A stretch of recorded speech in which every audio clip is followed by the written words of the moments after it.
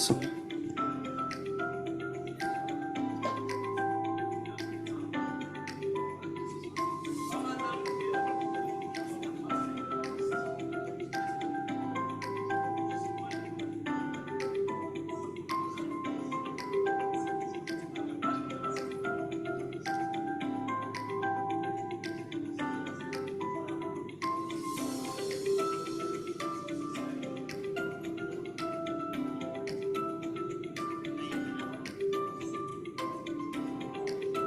check, check.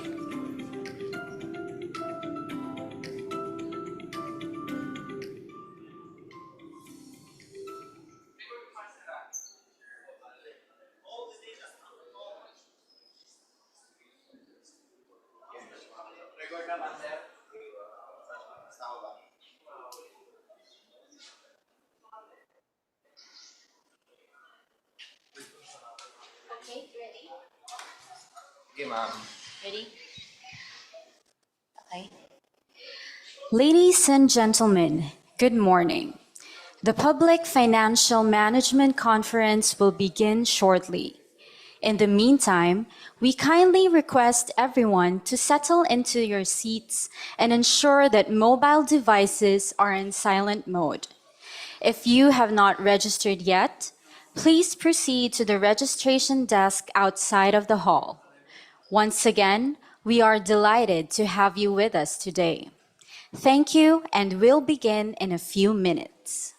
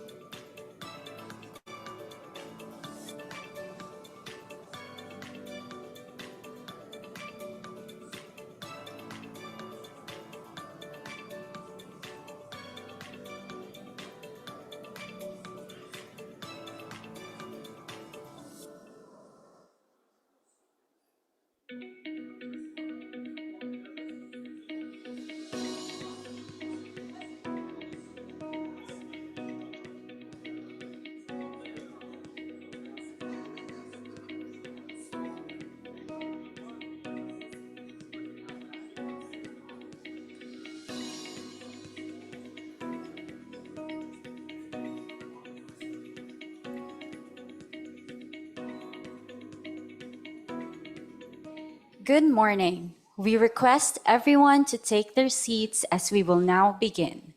Thank you.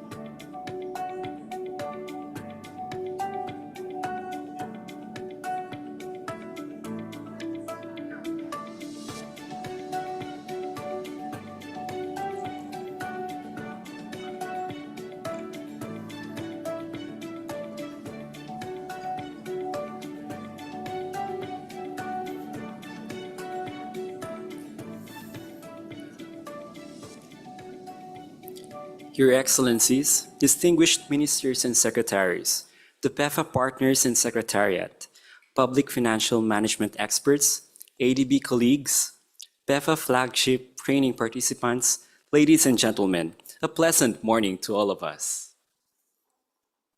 It is our pleasure to welcome you to today's Public Financial Management Conference, marking a significant milestone, the 25 years of the Public Expenditure and Financial Accountability Program.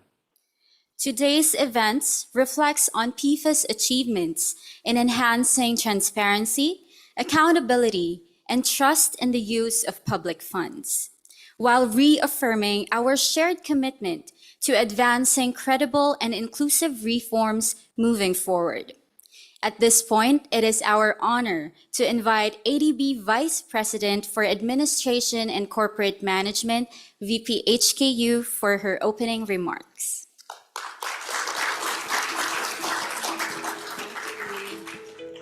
Thank you. I must say the MCs look very smart in their Filipiniana way. A lot better than me. So, pressure. Wow, what a week it has been, huh? We kick-started the week with the PEFA flagship training on Tuesday, I believe, and the training has been running since. Then yesterday, we had an amazing event to launch the Philippines' updated PFM reform roadmap. And quickly after that, we followed with some cocktail reception where hopefully people had fun doing their homework. So who spoke to at least 2 new people? Put your hand up. Very good. Good students. Very good students. Some are saying way more than 2. Yeah, I get it. I get it. Well done to you. I also know that PEFA members have been very busy throughout the week, and I understand even today, getting together with some serious discussion about the priorities and the work program as part of the steering committee meetings.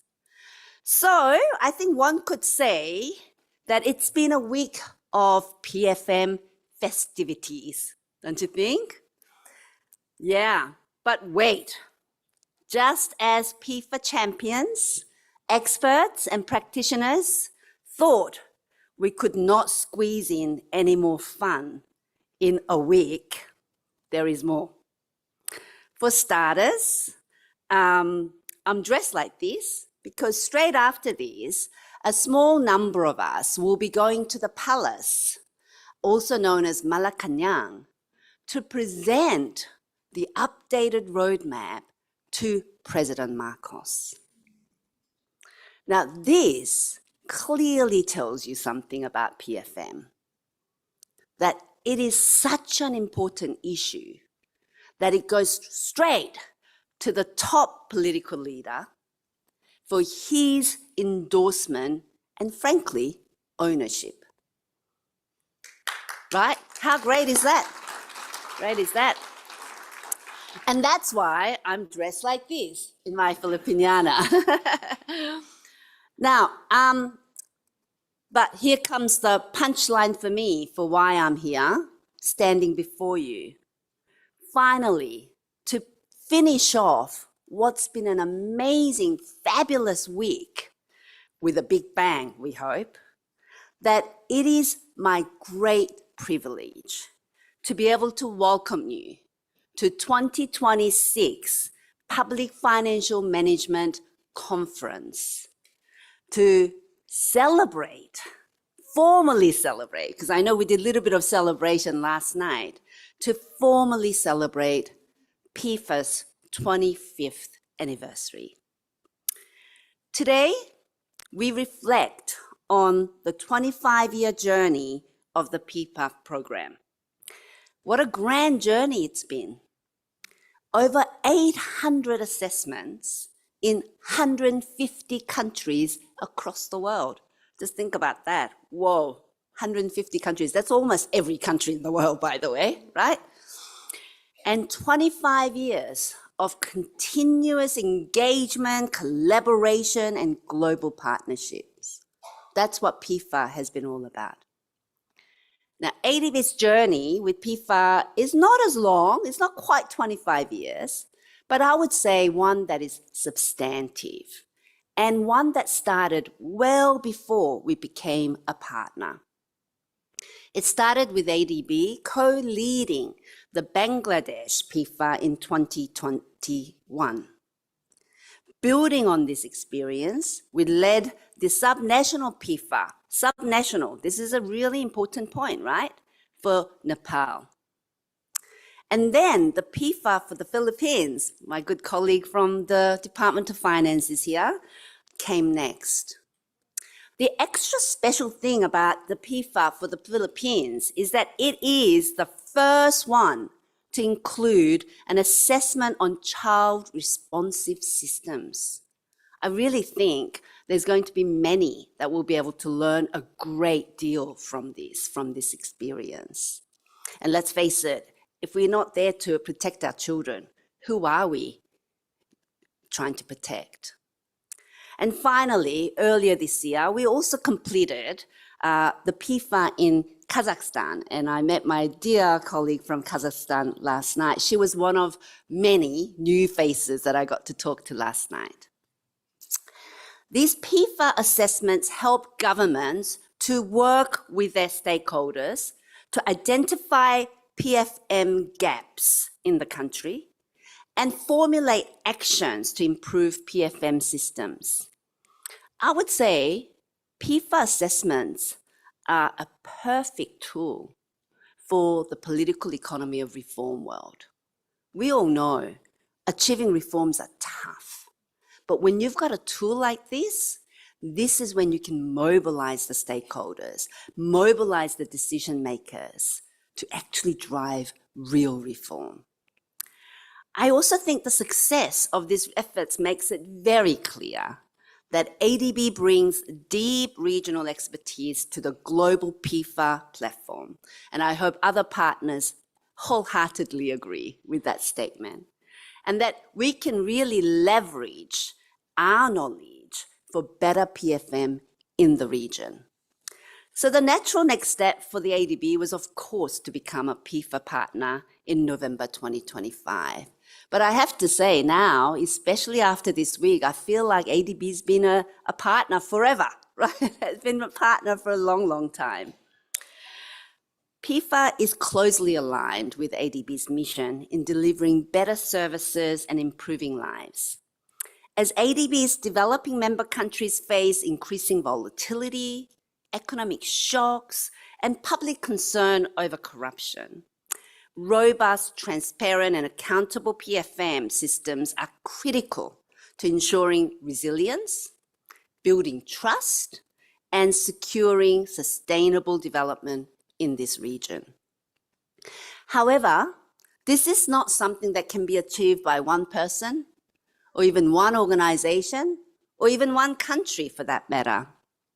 It requires collective action based on partnerships, shared learning, and collaboration among governments, development partners, and PFM experts.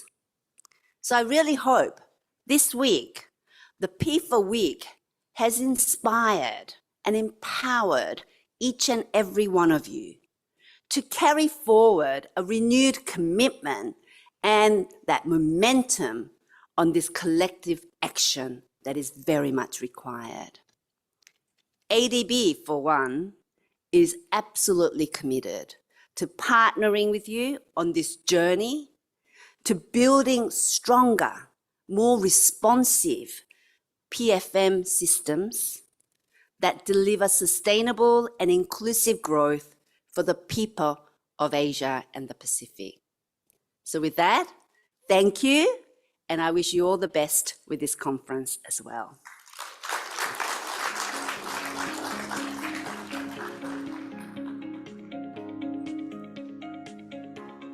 Thank you very much, VPHK, for that very warm welcome and inspiring message.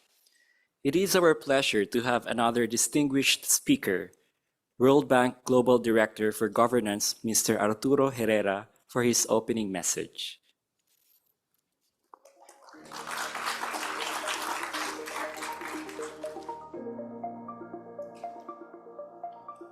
Thank you, and good morning to everybody. As I was listening BPU, I started getting memories of sort of my journey over the last 25 years. I was not around when PEFA was born, not at the World Bank, but I was actually working for the government. I have been working on PFM issues at the World Bank and in my government. And I still remember a story that happened around 25 years ago.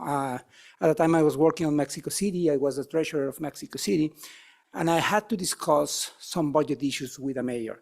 The mayor was a very seasoned politician, which many years later became president of Mexico. And at that point, we thought there was some sort of tension in the way in which we tried to come with an agreement. We thought that there were some technocrats, including me, which were working on PFM issues, and there were some politicians, and the objectives were different. But one day we were trying to square the budget, and then he told me something that stayed in my mind, and this was coming from a politician, not a technocrat. He said, "What is not in the budget is demagogy." So if what countries want to do, if they really mean it, it has to be in the budget, it has to be considered PFM. Because budget and PFM are a vehicle to achieve things. PEFA started in although it becomes now the standard to assess the state of public financial management issues across the world, it started, I would like to say, with a little bit more humble objectives. It was trying just to assess if the international community and people interested in PFM issues across the world could actually trust in the country systems of a country. Let me state the term trust and park it for a while. But little by little, it started evolving in a different direction. It was not long before we realized that from assessing what the state of public financial management systems in a country was there, it allows actually to draw roadmaps for reform. As BPU has mentioned it, that's actually the spirit of what they are going to be discussing with the president today. But PEFA has been also sufficiently flexible to transform, to evolve, and to be able to adapt to new trends. Very, very relevant issues like the ones associated to climate change, of gender matters, which were as important 25 years ago as they are today, but they were not recognized as such, are now part of PEFA. Over these 25 years, the World Bank, along with many other partners, have been conducted PEFA assessments in 155 countries with over 700 assessments completed. Many of them were initially on national governments. Many of them now are at the subnational governments, as BPU mentioned it. While it's important that this has been adopted, what is also important is the way in which it has been also adopted by countries, etc. In order to implement PEFA, we're really happy to work with you, but actually countries now could do it by themselves. And that's actually the ultimate test that proves that an assessment has been boring. Now let me go back to the original idea, which was, let's try to check if we could trust country systems to have reforms. And now the term trust has evolved in a different way, because now realize that budget, as it provides services, it became a key element of trust of citizens and government, and a key element of their relationship. So we were not too lost when we started there 25 years ago.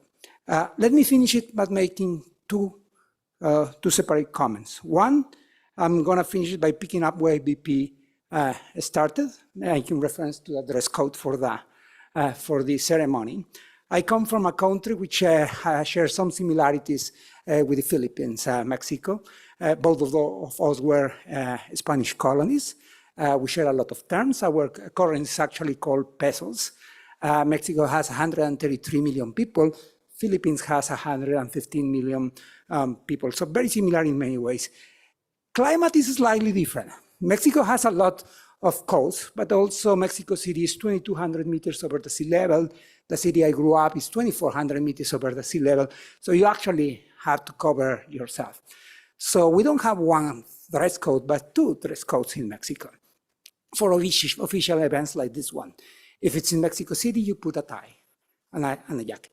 But let's say if it's in Acapulco or Veracruz, and Acapulco was a port that which received the trade with the Philippines back in the day, it's actually proper to wear what we call in Mexico a guayabera, and in some other places it's called a Philippine. Now, in anticipation of this meeting, I prepared my own guayabera, and I consult Srini and said, what is the dress code? And he sent one line, formal, and that's why I'm with a tie today. Now, a final comment. PEFA has been extremely helpful to achieve many things, and it's particularly important now that the fiscal space has been in squeeze across the world, not only developing countries, but also advanced economies. In particular, the very poor countries, around 60-something of them are already on debt distress, high risk of debt distress, or moderate risk of distress, which means that they will need to do major reforms on public financial management. PEFA is very important and as necessary today as it was more important and necessary today as when it was 25 years ago when it was first designed. My final comment and sort of a plea, even after 25 years in which we have been working with this instrument, no matter who do I ask, they still can figure out what's the right way to pronounce it. The VP pronounces PEFA, somebody else pronounces it PEFA. I hope that the next time, maybe in the next 25 years, we could figure out this. Thank you.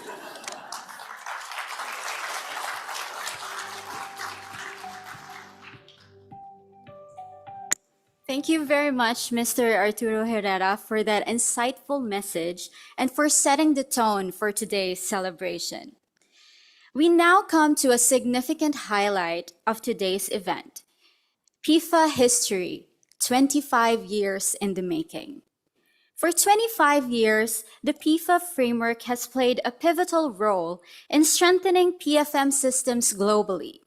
It has provided governments and development partners with a common performance tool, driving reforms and promoting better governance.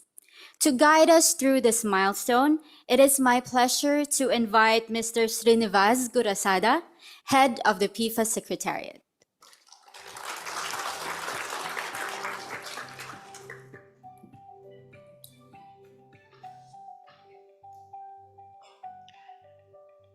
They did not know it.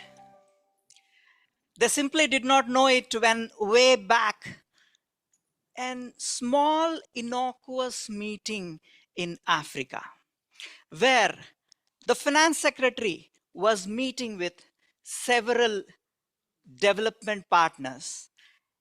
And the finance secretary asked a simple question. Can we have one assessment? Can we, government and you, development partners, together agree on what is good public financial management? Because till then, there was a situation where possibly a World Bank mission would come and conduct what is called country financial accountability assessment. Probably 2 months before, there would have been a DFID assessment on the fiduciary state of the financial management system and a European Union Commission assessment. So multiple assessments and an IMF review of the whole finances. So how do governments see this when there are multiple reports and assessments, some cases even giving contradictory messages. And that was the ask. They did not know that 25 years later, today, here in Asian Development Bank headquarters, we will be celebrating the 25 years of PEFA. But that's what led to the 7 partners in coming together in creating the first ever PEFA framework.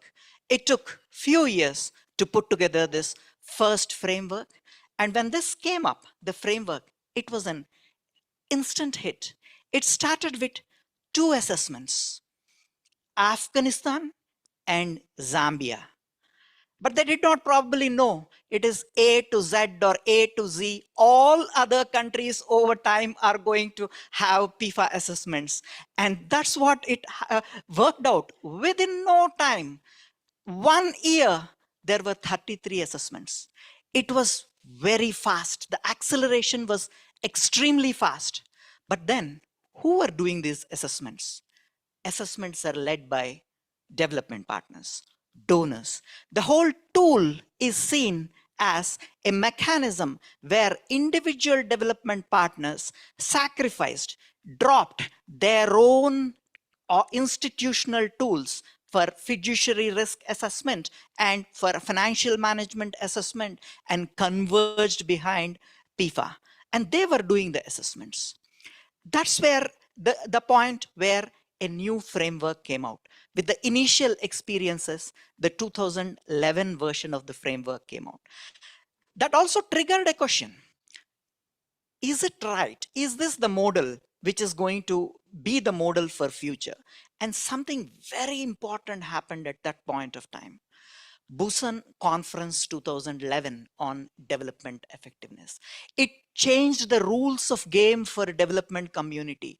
Till then, what is seen as a mechanism to conduct assessments, to understand country systems, to whether development partners can put in money and how they should put in money, the game changed to something like convergence behind the government to strengthen public financial management systems. So the framework evolved from a tool to be used by partners to something, a tool to be used by governments. From a tool which is of the partners, by the partners, for the partners, it became a tool by the governments, for the people of the citizens. And that's where this change took place. The move from donor-led assessments to country-led assessments. Self-assessments are development partner in government collective assessments.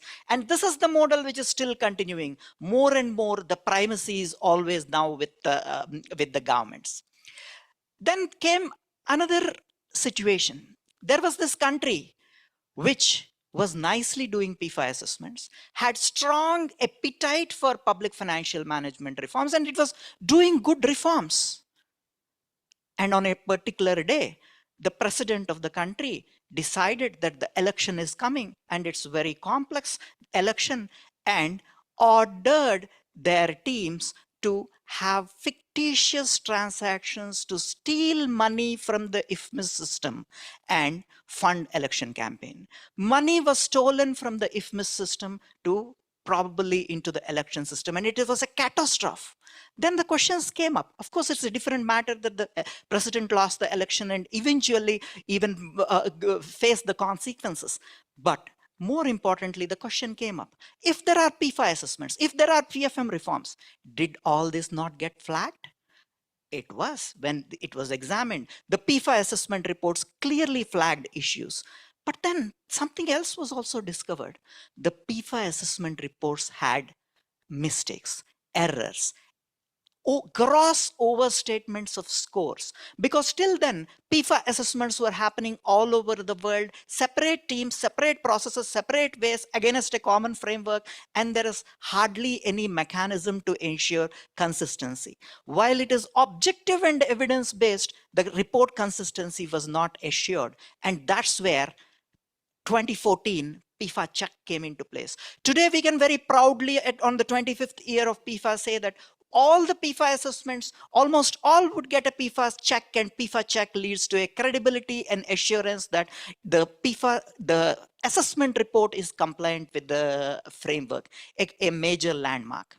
That also led to further brainstorming based on the experiences. What do we get?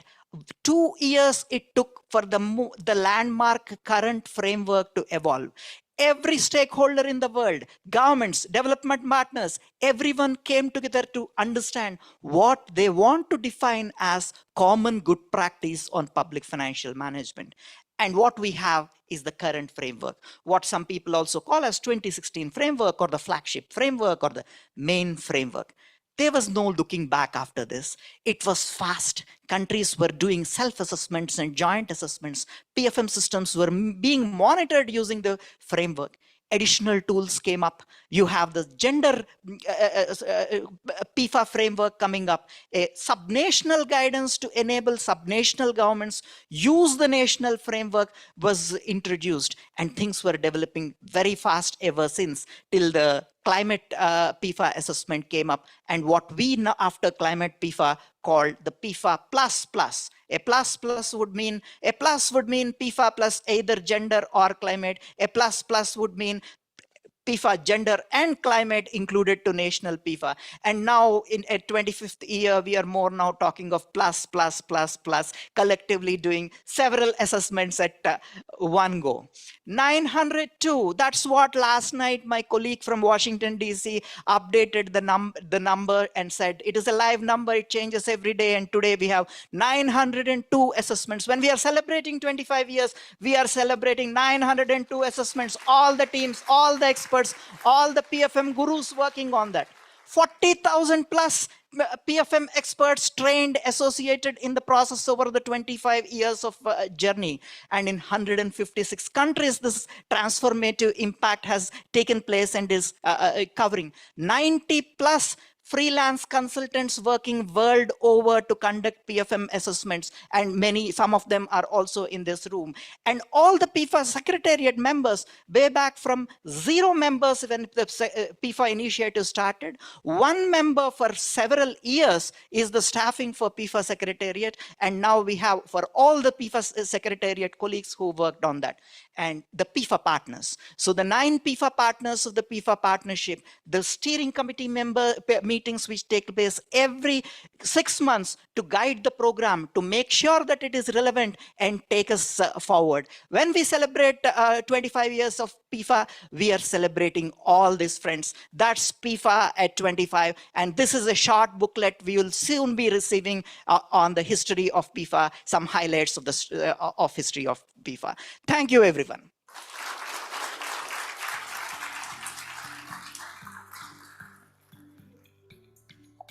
Thank you, Srini, for that very inspiring presentation. You have indeed taken us through PEFA's remarkable journey and its enduring role in enhancing transparency, accountability, and trust in the management of public funds. Ladies and gentlemen, a warm round of applause again to Mr. Srini. At this point, we would like to direct your attention on the screens for a video presentation looking back on the 25 wonderful years of PEFA.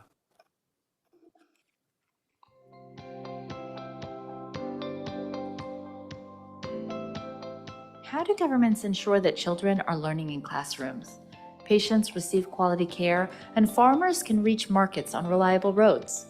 How do they improve service delivery, enhance public trust, attract investment, and reduce poverty? These everyday outcomes depend on how trillions of dollars in public money are collected and spent, shaping billions of lives. This is only possible with strong public financial management, or PFM. But how do we measure PFM performance? For 25 years across 156 countries, PEFA, the Public Expenditure and Financial Accountability Framework, has been the global tool for measuring PFM performance. Nearly 900 assessments have been conducted at national and subnational levels. Using evidence-based analysis, PEFA assesses PFM systems across 3 budgetary outcomes: fiscal discipline, strategic allocation of resources, and efficient service delivery. But what makes PEFA the go-to diagnostic tool, and why does it matter? The story began in 2001, when a group of development partners came together around a shared vision, creating a credible, common approach to assessing and improving PFM systems worldwide. PEFA was designed to support country-led reforms, coordinate donor support, and improve aid effectiveness. It quickly gained international recognition, becoming the gold standard for PFM diagnostics globally and a key contributor to the Sustainable Development Goals, or SDGs. How is PEFA used to measure performance over time? Countries across regions, income levels, and governance systems use PEFA to track progress and strengthen reforms. In fact, most countries with PEFA assessments have completed multiple national assessments. For example, Serbia has used PEFA for nearly 2 decades to assess performance, monitor reforms, and guide national PFM reform programs. At the subnational level, PEFA is also used to monitor PFM system performance improvement across subnational entities such as municipalities, states, cities, districts, provinces, and counties in countries across the world.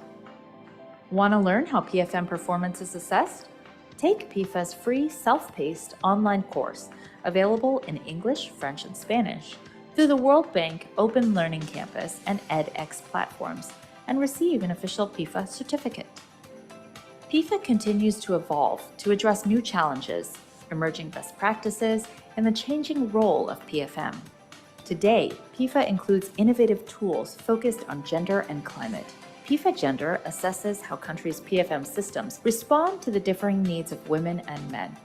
PEFA Climate presents information on how ready PFM systems are to support the implementation of government climate policies. Countries including the Philippines, Bolivia, Uganda, Nepal, Burundi, Colombia, Togo, Bhutan, and many more are already using the PEFA++ approach, combining PEFA's core framework with gender and climate assessments. PEFA data is now available through the PFM Knowledge Hub on the PEFA website, including global reports on PFM and the PFM Tracker. These resources highlight key PFM performance trends across regions, country income levels, and time periods, while also exploring country case studies. PEFA research, based on data collected through PEFA assessments, helps generate new knowledge on public financial management. PEFA PFM research papers contribute to ongoing global conversations and developments in the field of public financial management. PEFA is the United Nations official data custodian for budget credibility data to monitor SDG progress. Sound PFM systems mean governments prepare budgets well, execute budgets well, and evaluate budgets well. When governments commit to robust public financial management, services reach people, governance strengthens, and public trust grows. For 25 impactful years, the PEFA initiative has been a trusted catalyst for governments. Let's come together and accelerate the PFM reform journey worldwide.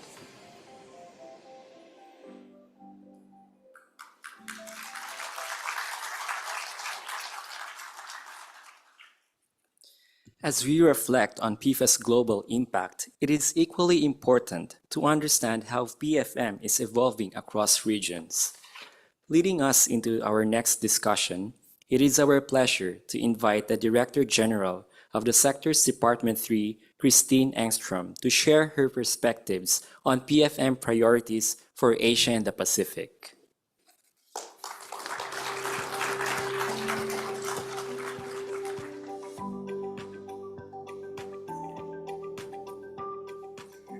Great. Hello and good morning, everyone. Distinguished PEFA partners, not PEFA, I guess it's PEFA, government representatives, colleagues, and friends. So it's a real pleasure to join you here today as we mark 25 years of the Public Expenditure and Financial Accountability Program. This is really more than an anniversary. As we've just heard from Srini, it's really a moment to recognize a major collective achievement in the global public financial management community. So let me first begin by thanking the PEFA Secretariat for its leadership, coordination, and then commitment to supporting countries and partners around the world. You've really achieved a lot. We really thank you. This anniversary is also very meaningful for ADB. So ADB recently joined PEFA program as a partner, and we're really pleased to contribute to more directly to this important platform. So for ADB, joining PEFA reflects our commitment to supporting strong public financial management reforms that help governments deliver better development results across Asia and the Pacific. For 25 years, PEFA has helped countries and development partners speak a common language on public financial management. It's really helped to provide a credible framework to assess how public resources are planned, budgeted, spent, reported, and then audited. Most importantly, it has helped governments and partners look at public finance systems as a whole and as a foundation for effective government and then better development outcomes. I also acknowledge the PEFA partners, governments, officials, and PFM practitioners joining us here today. PFM reform is not easy, as you all know. It requires sustained leadership, technical capacity, and coordination.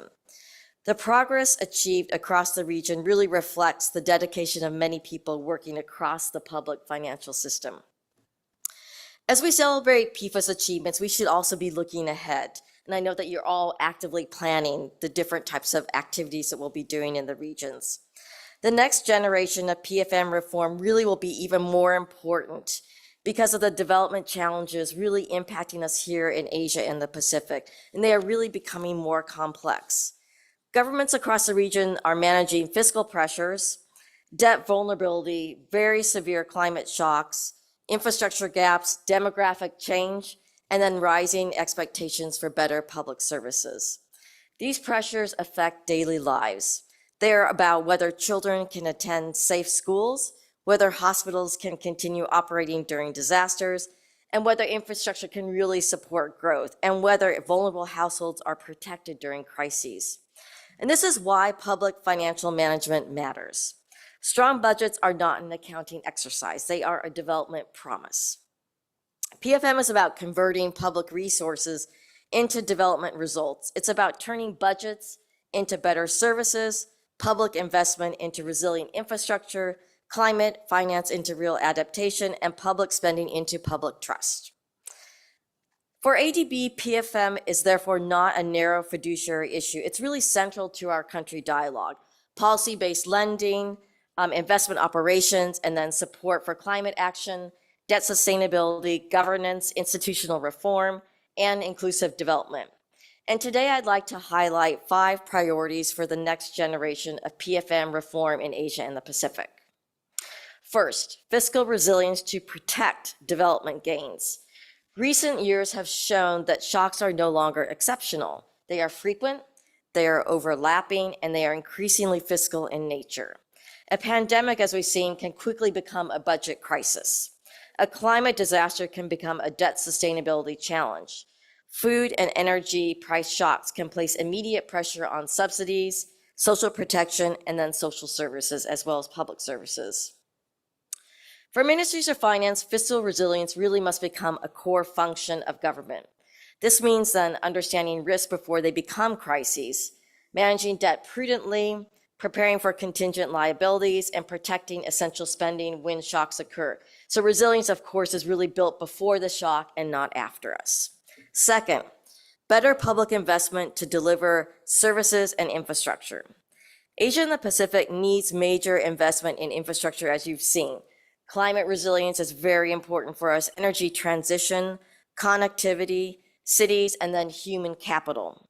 But the issue is not only how much countries invest, it's also how well they invest. A project is really not successful when it's approved, it's successful when it improves people's lives.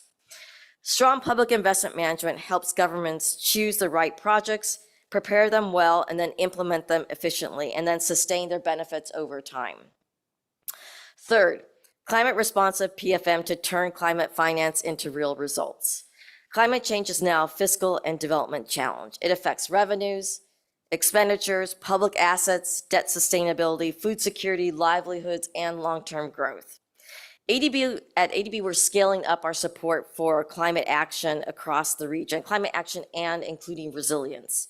But finance alone is really not enough. Climate finance must not stop at the commitment, but it must actually reach the communities.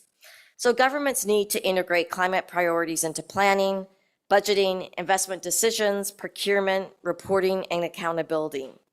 Climate responsive PFM should not become a parallel system. It should strengthen the core systems and help governments make better decisions through existing public finance institutions. I'm really pleased to see the work that PFM is actually launching in 2024. So fourth, transparency and accountability to build public trust. PFM is also about trust. Citizens need confidence that public resources are being used effectively and efficiently. Parliaments need reliable information to exercise oversight. Investors, of course, need confidence in fiscal transparency. Development partners need assurance that financing supports then the intended results. Transparency is the currency of trust. This requires credible budgets, timely reporting, effective procurement, sound internal controls, independent audit, legislative oversight, and then follow up on audit findings. PFM systems really need to show not only how money is spent, but what are the results achieved. And this is where PEFA continues to play a really vital role. It provides a structured and evidence-based way to really understand the strengths, weaknesses, and reform priorities across the PFM cycle. It helps governments and partners move from diagnoses to action and from action to measurable institutional progress. Fifth, digital PFM to improve efficiency and service delivery. As we know, digital transformation can make public finance faster, more transparent, and then more connected. It's really critical for better budget execution, faster payments, particularly in crisis situations, more transparent procurement, stronger revenue administration, and better fiscal reporting. But digital transformation is really not just only about technology. It's really about improving how government works, making it better. And it requires entire institutional ownership and coordination, simplified processes, reliable data, cybersecurity, which is very critical, as you all know, change management, and then sustained capacity building. As we look ahead, the message is really clear. The future of PFM must be more resilient, more transparent, more climate responsive, and more digitally enabled, and more focused on development results. PEFA has helped the global community build a shared diagnostic foundation. The next challenge really is to ensure that diagnostics lead to reforms, reforms then lead to stronger institutions, and stronger institutions lead to better results for people. As a new PEFA partner, ADB is committed to contributing actively to this next phase. We bring our regional presence, country partnerships, operational experience, and development finance instruments to help translate PEFA diagnostics into practical reform and then stronger institutions.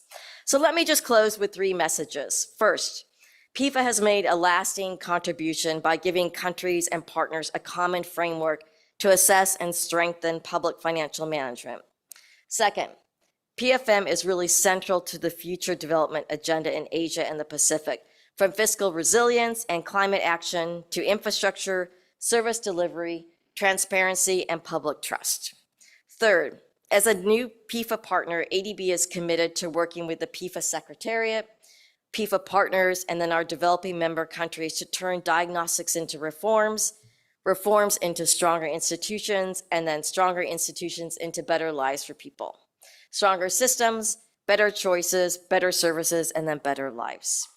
On this 25th anniversary, let us celebrate PEFA's achievements, renew our commitment to the partnership, and look forward to the next generation of PFM reforms. Reforms that help governments deliver not only stronger systems, but better development outcomes across Asia and the Pacific. Congratulations, and thank you so much.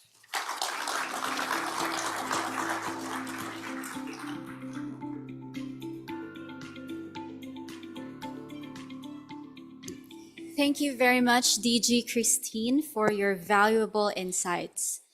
We now arrive at another key highlight of today's program. Joining us is an esteemed panel of distinguished leaders and practitioners who have been at the forefront of PFM reform. To moderate this important discussion, it is our pleasure to have Mr. Tariq Niazi, ADB Senior Director for Public Sector Management and Governance, and Mr. Sardar Yilmaz, World Bank Global Practice Manager. Introducing our distinguished panel, starting with the OIC Undersecretary of the Department of the Finance of the Philippines, Mr. Nino Raymond Alvina, Provincial Finance Secretary of Nepal, Mr. Ram Kumar Mahato, and the Head of Division of the Department of Budget of Kazakhstan, Ms. Bekezi Ayoli. May we now invite our moderators and panelists to please come on stage.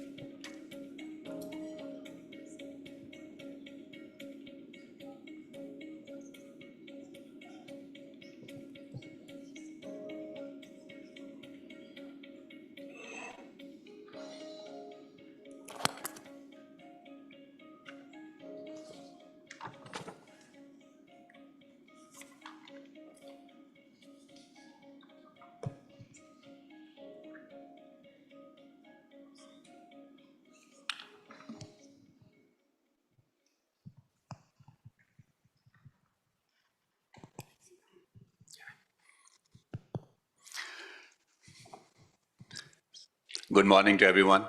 It is my great pleasure to welcome you all to this panel discussion in the PFM week that we are celebrating in Manila to celebrate PEFA's 25th anniversary. This is also a special moment for ADB. ADB joined PEFA in 2025. And to reaffirm its support for better financial institutions, for fiscal governance, and for assuring that results reach the common people through our reforms. PEFA has been a very important diagnostic tool that ADB has been using before we joined formally. So just to give couple of examples. Since the mid-2000s, the PEFA exercise that was led by World Bank, but we joined from ADB side as partners and along with the government of Philippines. That was the first PEFA exercise that enabled us to design a few macro-fiscal programs focusing on the core areas of public financial management. Then that really went on, and we moved from that initial PEFA diagnostics to where we are now. The PFM reform program that the government of Philippines has commissioned, that is also ADB is making sure that the recommendations, they get implemented, they get translated into reform priorities, they get to the policy options that have been recommended. So we have a series of PFM programs now. These are third generation programs that ADB is doing with the government of the Philippines. And they are the ones that now taking more and more PEFA++ approach. The common objective that ADB, World Bank, and all the development financial institutions share is to bring better services to the citizens to improve their lives. For that, it is important that public financial management that runs at the core of many of these government systems and operations that can determine how well the resources, public finance resources are being prioritized, how well they are being spent, And what is the credibility of the budget operations and the treasury execution operations, and how then they get translated into on-ground results? I'll just again welcome the three panelists from the government side, and these are, we thought that we will have a first-hand view of how they see the PEFA assessments and how they see it contributing to the reform priorities of the government. It is my pleasure to welcome Nino Raymond Alvina, OIC Undersecretary, Department of Finance, Philippines.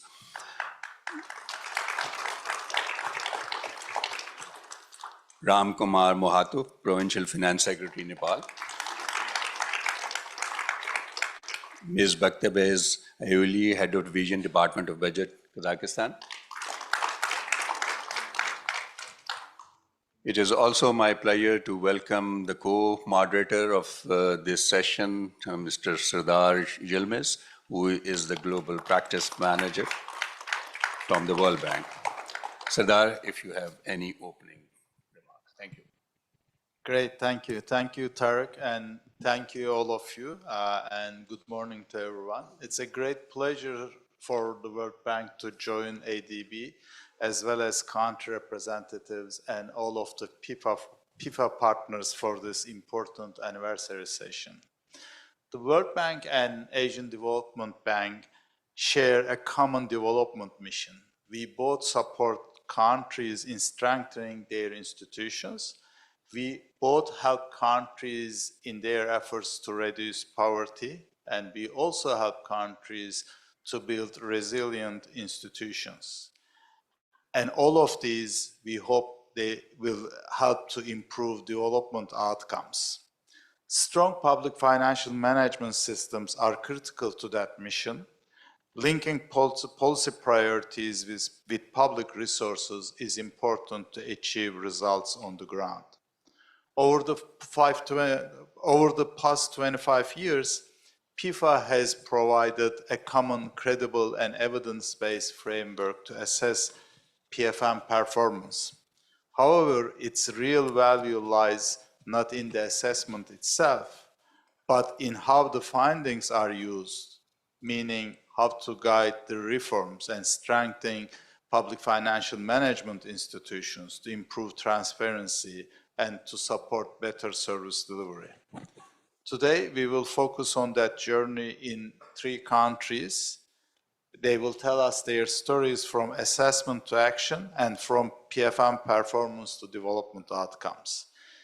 And with that, I'm looking forward to hearing from the country experiences on what has worked and what challenges remain and how PEFA can contribute further to achieve more results on the ground. Tarek, over to you. Let's begin with the questions. Thank you, Sardar. So my first question to the 3 representatives of the governments is, as Sardar mentioned, and as has been mentioned, that this marks the 25th year of PEFA assessments and existence of PEFA. So in these, and it has come about to be the most widely used, one of the most widely used global frameworks for assessing public financial management systems. From your country's experience, what has been PEFA's greatest value? Diagnosing system performance, prioritizing reforms, strengthening accountability, or mobilizing development partner support? I can start with Thank you. Good morning, dear ladies and gentlemen. First of all, I would like to express my sincere gratitude to the Asian Development Bank and the PEFA Secretariat and all partners for the kind invitation to participate in this important event, celebrating the milestone of PEFA. As for your question, from Kazakhstan's experience, the greatest value of the PEFA assessments has been its role in diagnosing PFM system performance in a structured and comparable way. In Kazakhstan, PEFA assessments have helped provide a clear, evidence-based snapshot of how the PFM system is functioning across key areas such as budget credibility, transparency, cash management, procurement, and fiscal strategy.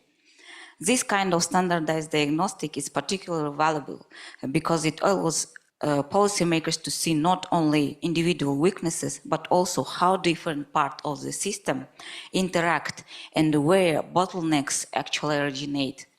While other benefits have also been important, such as supporting reform discussions and helping development partners align their support, the most immediate and consistently useful contribution has been the objective baseline it provides for understanding system performance over time.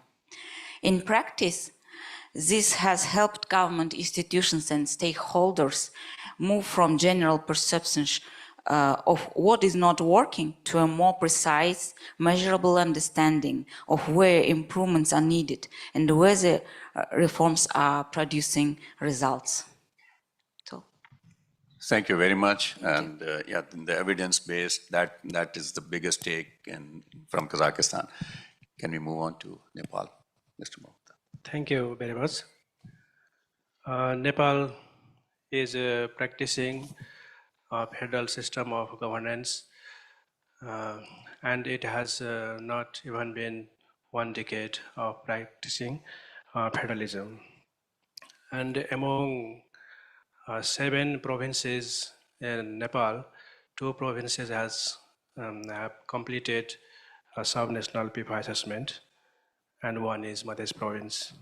And for Nepal, PEFA's greatest value has been building consensus and prioritizing reforms during our transition to federalism. And it provided a neutral, data-driven framework that helped central government and provincial government cooperate. And it turned complex transitional checklist into a step-by-step roadmap. And it aligned donor funding behind our actual priorities. Thank you. Thank you very much. Undersecretary Albina, please. First of all, good morning, everyone, and I'd like to thank ADB for allowing the Philippines to showcase our experience with PEFA.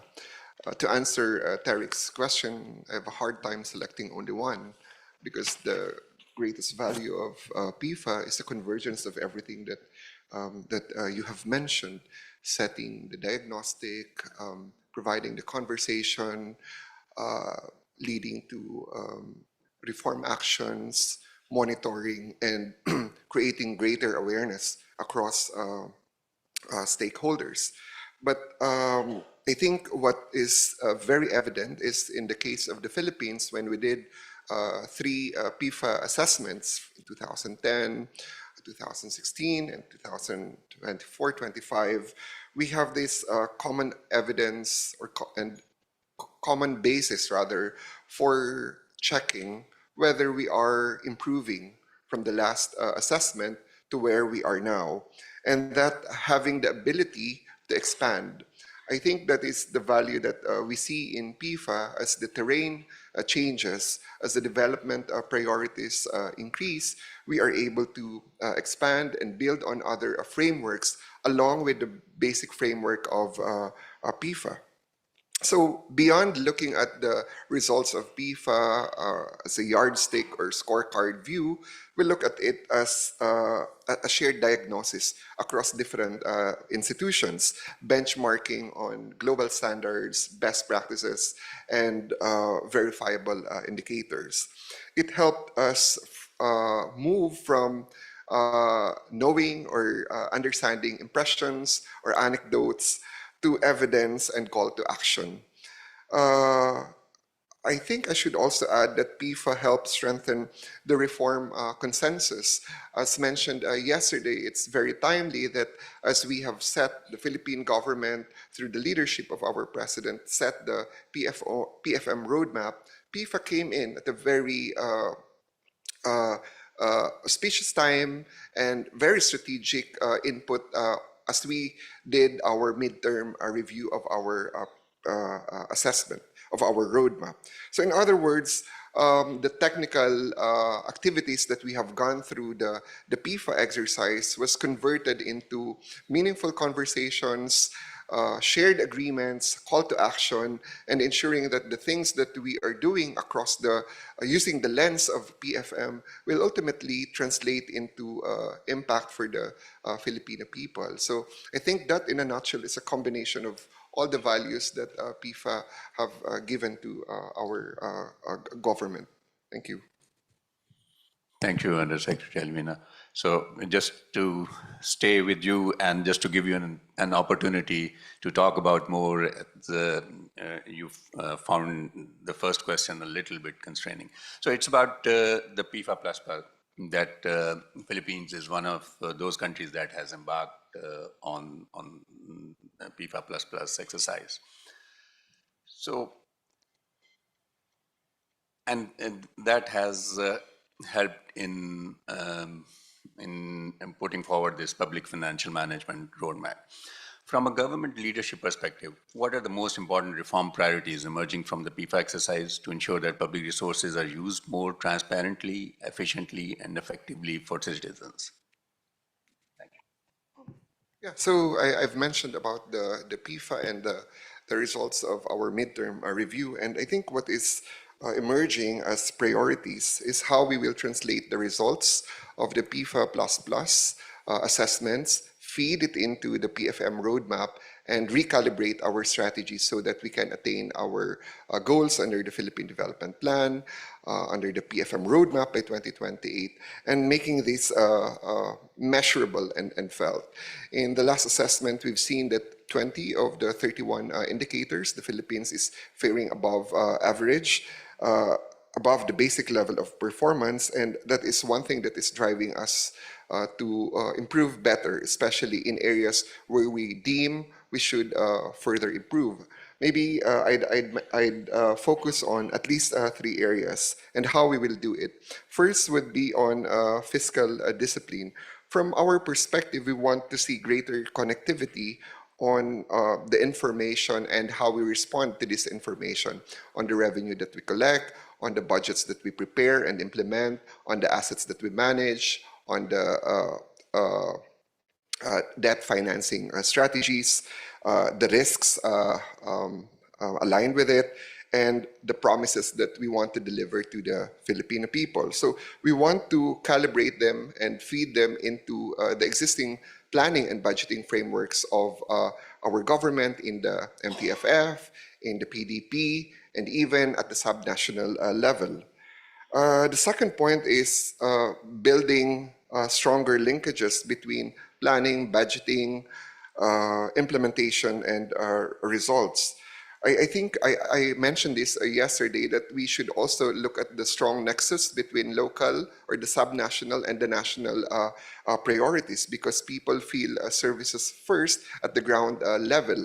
And this is something that we can further improve on, considering the other fiscal pressures from climate change, external shocks, among others. The third emerging priority is digitalizing our PFM systems.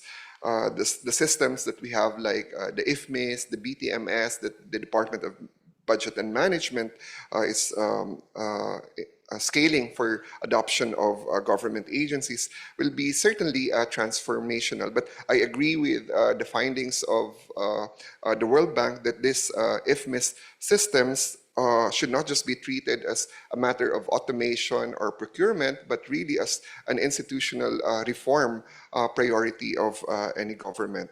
The last thing is probably just on managing our debts, the fiscal risks, and how we tie this to the overall strategies. And of course, recognizing that these emerging priorities need continued support and guidance from our development partners and from our peers who have well advanced in their PIFA and PFM goals and objectives.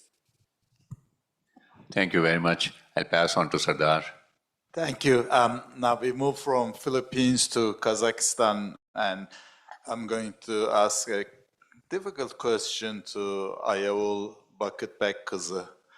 I know that Kazakhstan has just finished the PEFA assessment, and in fact, I think the Secretariat has received the green light from the government to publish it a month ago. So it's very recent, very fresh. And the results are quite strong. And on technical side of issues, whether it is budget execution, fiscal discipline, internal controls, Kazakhstan has very good results from PEFA assessment. And I know that there is a lot of reform activity going on in Kazakhstan right now in the public sector in general, SOEs, even subnational governments, you are looking into reform areas. But specific to PFM, how are you going to link the PEFA assessment findings and the strengths into PFM programs to achieve more service delivery and development outcomes? Thank you, Mr. Sirdar. Thank you for the question. I want to notice that this is Kazakhstan's third national PEFA assessment, following the earlier assessments in 2009 and 2018. This continuity is important in itself. It shows the government's commitment to regularly benchmark its PFM system against recognized international standards and to use PEFA as an evidence base for reform.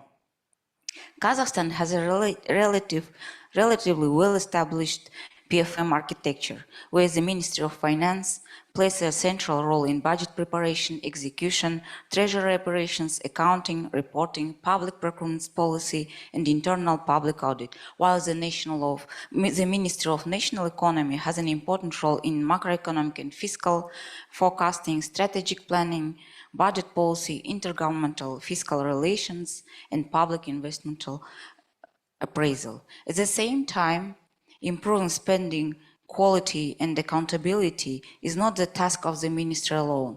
It requires a joint effort across the Cabinet of Ministries, the Supreme Audit Chamber, Parliament, and local executive bodies.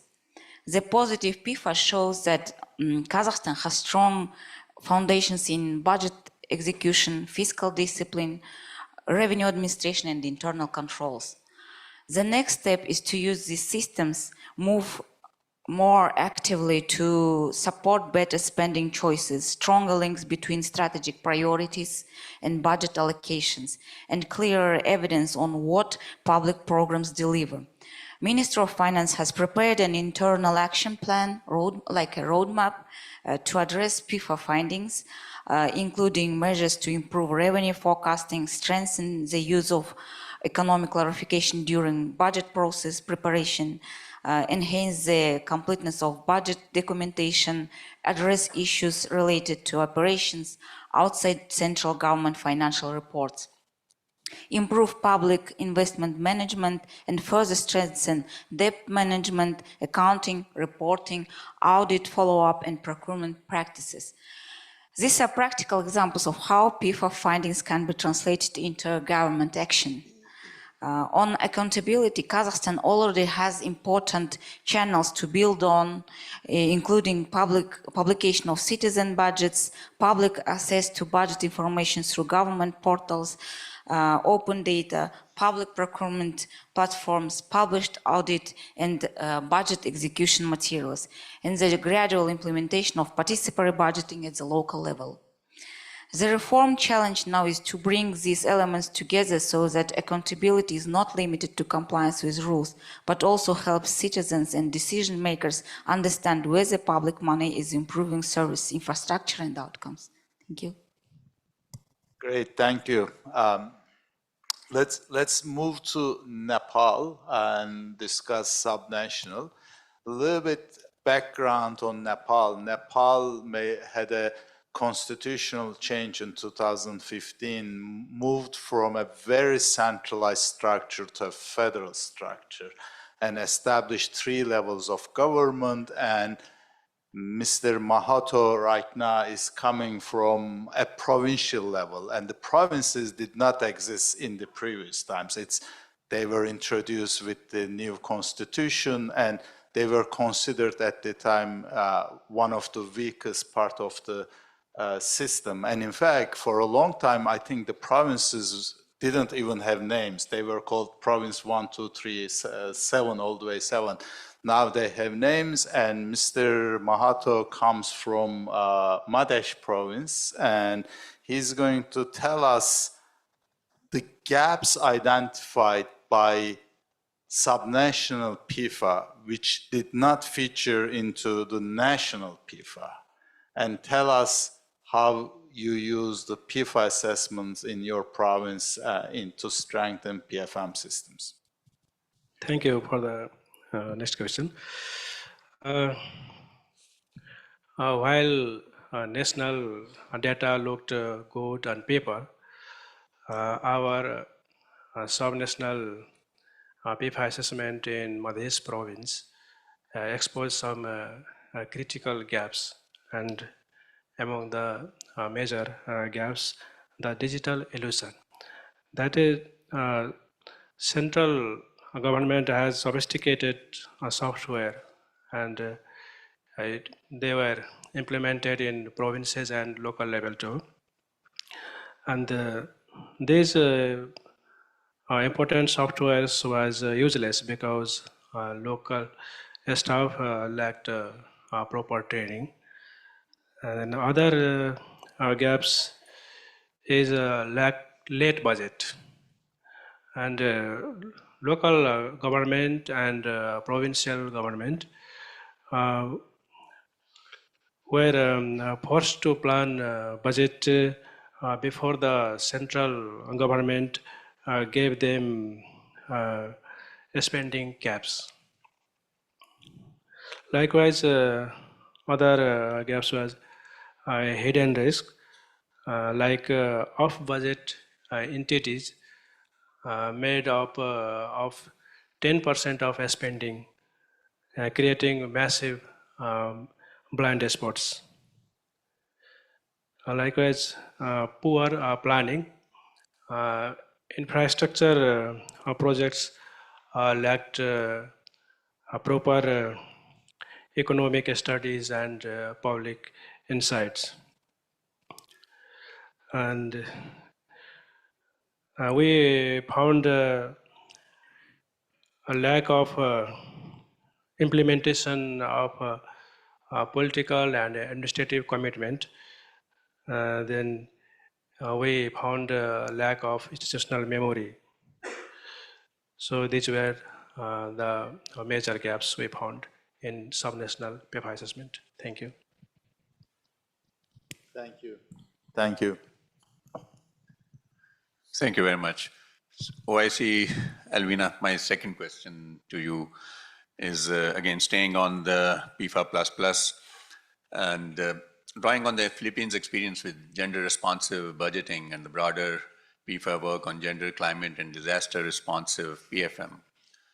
What lessons can Philippines share with other countries on using PF systems to advance inclusion, resilience, and better service delivery outcomes, since Philippines is quite in the front running on some of these plus assessments? Thank you. Thank you for the question. I think I would easily respond by saying that we build into the PFM framework the aspects of resilience, gender responsiveness, even a child PFM policy, and view it from the lens of how we translate goals, programs, projects in these sectors from a PFM lens. Are there resources? Are the resources being mobilized? And are these resources translated into meaningful programs or impactful activities? So when we did the plus in PEFA, it is very helpful for us to take a closer look on how we are mobilizing PFM tools and systems in these areas. So let me just focus on the three items one at a time. For the gender responsive budgeting, climate responsive PFM, and disaster responsive PFM, what we did is mainstreaming them into the mission centers of government agencies. Earlier, before this session, I had a good chance of chatting with local government officials from different parts of the country and telling me their issues and concerns on early childhood or child PFM policy, how they set up the special health fund, the need to build resilience, and how they utilize local disaster risk and reduction management fund, among others. So as we included these sectors in the PFM assessments, we were able to know that at the local level, there are strong areas by which these are the PFM observed the priorities from these sectors, but collectively at the national level, maybe that is a gap or an area for improvement. We've also seen how tagging has been useful in these sectors, budget tagging and monitoring. So for example, we can take a look at and track spending for climate projects, for special education, for special health fund of local governments, as well as how the national government is funding these priority areas. So tagging alone is good as a diagnostic tool, but this is not enough. I think the results that we're seeing from the expenditure analysis will be able to help us come up with more coherent and integrated approach or policies between national and local priorities.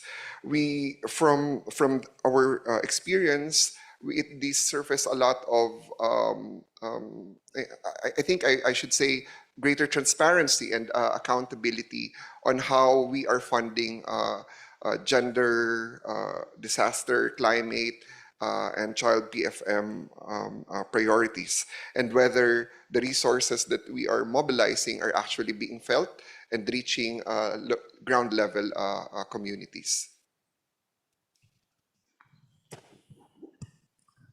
Thank you. On climate in Kazakhstan, I know that the PEFA assessment included PEFA module as well, and the PEFA module suggested that the national strategies in the fight against climate change have been very well reflected, but it also highlighted the need for better integrating climate considerations into budget guidance, into expenditure tracking, public investment appraisals, and reporting. What kind of work going on in Kazakhstan right now to integrate these dimensions into PFM systems so that Kazakhstan can fight climate change and achieve its NDCs? Thank you for the question. Kazakhstan's climate PEFA is the first is in the country's first climate responsive PFM assessment, and like the national PEFA, it demonstrates the government's commitment to aligning public finance with long-term policy priorities and international good practice. It's particularly relevant because Kazakhstan has adopted the strategy for achieving carbon neutrality by 2060, adopted by our president,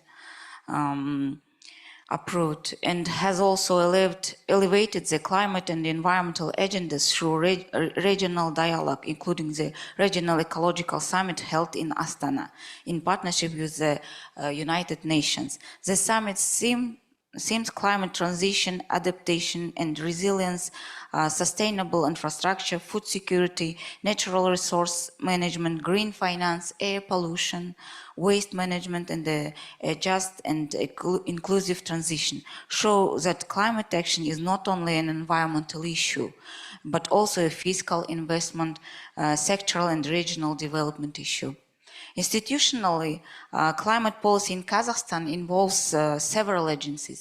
The Ministry of Ecology and Natural Resources leads on environmental and climate policies. The Ministry of National Economy plays a key role in strategic planning, macro-fiscal policy, and public investment appraisal. And the Ministry of Finance is responsible for embedding climate considerations into the budget.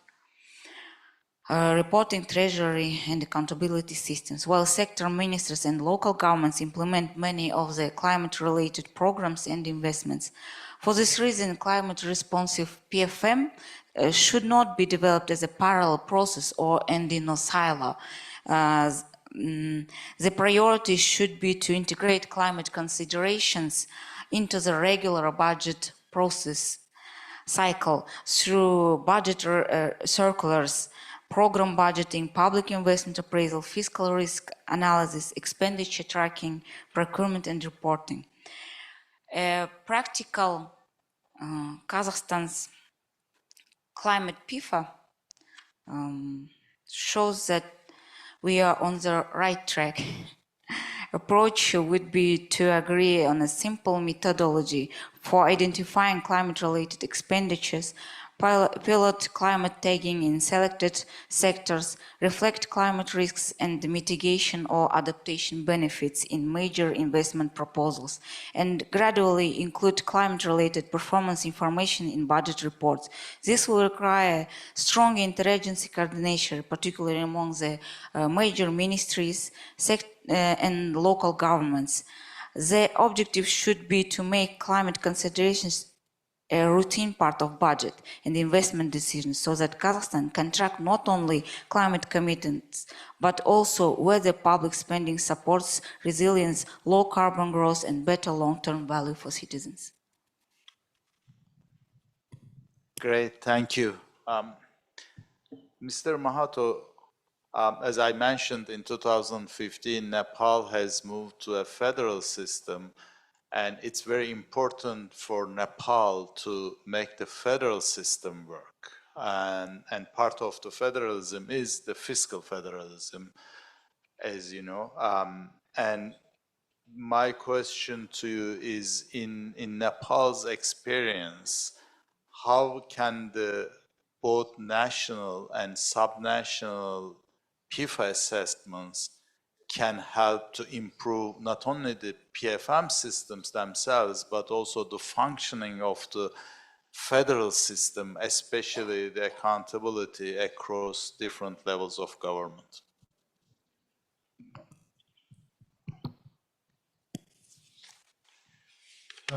Thank you.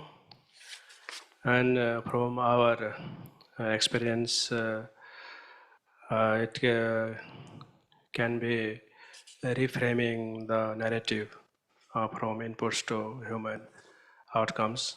Likewise, connecting digital reform to tangible public saving.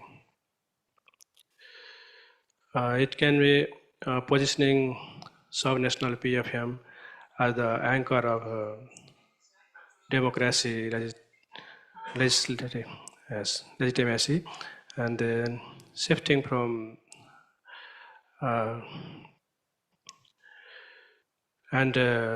auditor mentality to a learning approach. Likewise, focus on people, not just providing connecting a financial role to local democracy. PFM as for subnational bodies, it is as a shield against crisis. So there should be a strong intergovernmental relations. Thank you. Thank you very much. So let me thank our panelists and representatives from the government. And we have heard from the Philippines how PEFA Plus, especially on gender and climate considerations, has been helping the government in determining its priorities. From Kazakhstan, we have heard about, again, about climate fiscal and how it will be used in the next set of reforms that the government is embarking on.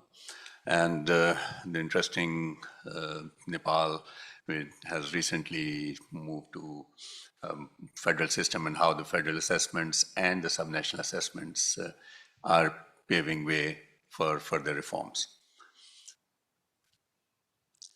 So let me thank Undersecretary Alvina, Secretary Mahato, and Ms. Ayoli for their insightful observations and for their sharing their experiences from their countries. As a fiscal policy and PFM practitioner for the last many years, I'll also kind of share my experience in overall working in the countries and, of course, in interacting with other development partners and PEFA and the use of the PEFA tool. So going forward, so 25 years, it has a lot of good things, notable things to look back to.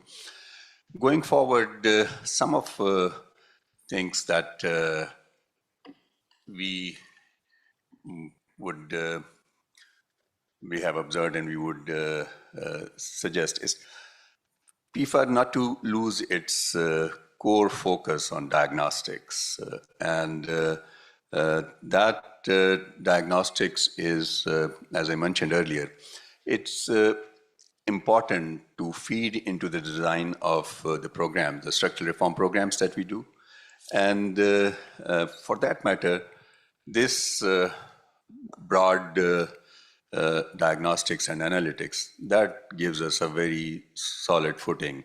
And as over the years, as has been mentioned, this has evolved into a very credible source of comparison of reforms or a progression of reforms within the same country. We do use more deep dive tools on, for instance, climate fiscal, on debt sustainability analysis to really bridge that gap and to go more into the reforms that the country is prioritizing and the country is the needs at that moment. So that is one important that we would like that to bridge that gap between diagnostics and analytics, as it could contribute directly to most of the reform programs that are being undertaken by different institutions. Another thing that we have also, and we have been sharing this, is the why of these reforms. So what is happening in a particular time frame and how it has evolved. The why that it's correct that we supply most of the why, but the country context is really important in determining and coming up with the structural reform priorities and also in providing the policy advice to the various governments. For that, kind of a differentiated approach on different levels of development and with a more flexible scoring system that is kind of used within a particular bracket, that could be something that going forward PEFA could look more into, because country context, as I said, that determines most of our entry-level reform initiatives and how and long and how much the impact these reforms would have in going forward. Let me thank you and thank everyone for their participation, and let me again thank the panelists. Sardar, if you would like to add anything. No. Thank you for your time and your insights. I think this was really helpful to particularly the audience.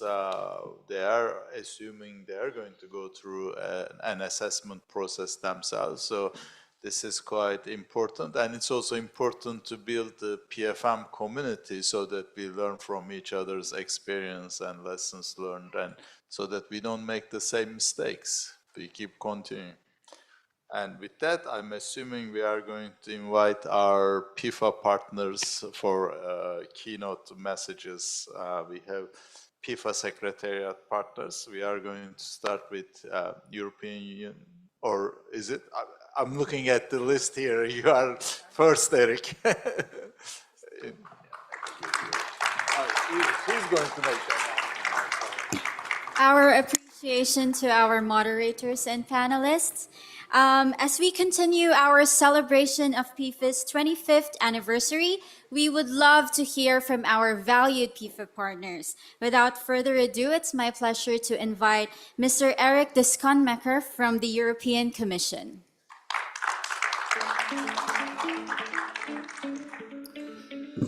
Well, good morning and thank you again. Difficult not to repeat what has already been said this morning after all these speeches, but once again, happy birthday, and once again, congratulations for the achievement over the last 25 years. And I must say the EU, the European Union, is quite proud and happy to have been part of this long journey since the very beginning. But the journey is not over, and I think we still have to look forward. Because while we, and I think we need to be extremely lucid, pragmatic, and realistic. Because while we see that indeed, globally, there has been progress on PFM all over the world, we also still see that often PFM reforms are rather slow, or at least slower than what we expect, that some PFM dimensions are still lagging behind. We also see that they are reversible in some cases, and that in many, and in particular in low-income countries, some of the basics PFM are still not in place. So we still have a lot of work to do. At the same time, we are also in a fast-changing world. Needless to say that it's more volatile and more unpredictable in many respects. The donor community is also changing. Less resources, more transactional, focusing on mutual interest, and that has an impact. We also see that digitalization and artificial intelligence will have a huge impact on public finance management. So we have to define on how we position the PEFA in this new evolving context. And my feeling is that PEFA and PFM are probably more important than ever, because we need strong and stable institutions to navigate in that context. Institutions that can guarantee transparency, efficiency, equity, accountability, and more importantly, and it was well said yesterday during the Philippine case, contribute to improving the lives of citizens. So on our side, from the European Union, we are really fully committed to continue supporting PFM improvements and the PEFA. We are also extremely happy to see important new partners joining the initiatives, but the challenges are still huge. So let us continue to work this journey together, jointly, to make PFM and PEFA a global public good at the service of all our citizens around the world, and probably for the next 25 years. Thank you.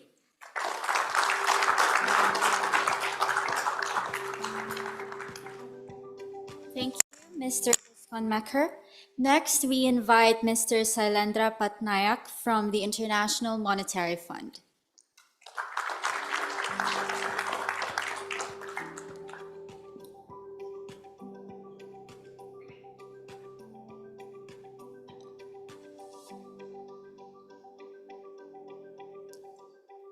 Okay, good morning to everyone. So first of all, I would like to congratulate really the broader PEFA community for going through these 25 years. And as I was listening to Srini presenting the evolution over 25 years, it has really matured itself, the framework. It started at a very beginning with some initial elements, and now it has matured. So, I mean, actually, I was my first IMF mission when I started. It was 2006, and I was asked to really do a little bit of a diagnosis of the PFM of downstream side, like budget controls and cash management, fiscal reporting, etc. I thought, okay, I have to use some structure to do these diagnostics. So at that time, the PEFA was kind of nascent framework at the time, and I thought, why not use the PEFA framework? And so I used that. So my association with PEFA goes right to its beginning. So basically, I would say that PEFA actually, as we see today, it stands out as a unique and durable sort of partnership, and it brings together nicely the international institutions, IMF, World Bank, now Asian Development Bank is a key partner, European Union, but also a number of countries and other donors together around a shared framework to do PFM diagnostics. Because as Rini said, I think there are multiple diagnostic instruments, it's confusing, different approaches. So that is the strength of PEFA, and it has created really a common language for reform, and that is strengthened evidence-based assessments, policy dialogue with country authorities, and helps with coordination amongst partners, development partners, where to focus on in terms of supporting countries for PFM reform. And as a result, it has reduced a lot of fragmentation, right? So IMF, from the IMF side, it has been a core founding partner right from the beginning of the PEFA in 2001 when the discussion started.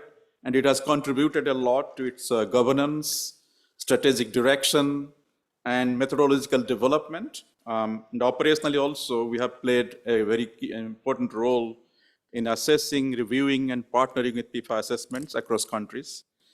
So, and we also, over the years, as I think it came up in some of the other interventions, several other diagnostic tools have emerged as I would say, they have their own purpose and complementary. So PEFA is a kind of a very foundational diagnostic tool, common diagnostic tool for assessing the PFM performance across the PFM cycle. It basically identifies what are the key strengths, weaknesses, what are the gaps. But then you need something, once you know what, then need to know why those gaps exist. So this is where much deeper dive diagnostics are required. Like, some of the other development partners, they use their own. IMF has, for example, developed the fiscal transparency evaluation after the 2008 financial crisis, because we realized that, number of countries with a lot of hidden debt, hidden liabilities, which sort of were not reported, not known, and suddenly they materialized, a lot of fiscal risks which were hidden, they materialized. So that goes into, and Philippines actually did one of those in 2015. So that goes much deeper to identify some of the key weaknesses in fiscal transparency, accountability. Similarly, in 2015, we developed what we call the Public Investment Management Framework, looking at 15 institutions across the public investment management cycle, from planning to allocation to implementation, which is again a deeper dive into specific public investment management issues. So together, I think looking at this broader diagnostic tool and the other complementary diagnostic tools together, they would inform the development of roadmaps. So from that perspective, so I would say that while PEFA scores provide a very useful snapshot, of performance, perhaps it's now a moment of reflection. We have come a long way. We have achieved a lot. Now going forward for the next 25 years, what should be our direction? So this is where I would say that, it will be important to look beyond the scores to underline what are the underlying drivers, why the reforms are not progressing as we'd expect to be. I recall there was a nice blog, I think, Srini, you did, sort of analyzing, basically using the PEFA data, how the country's reforms have progressed over the years. So as you see that, it looks that the actual progress is much less than expected.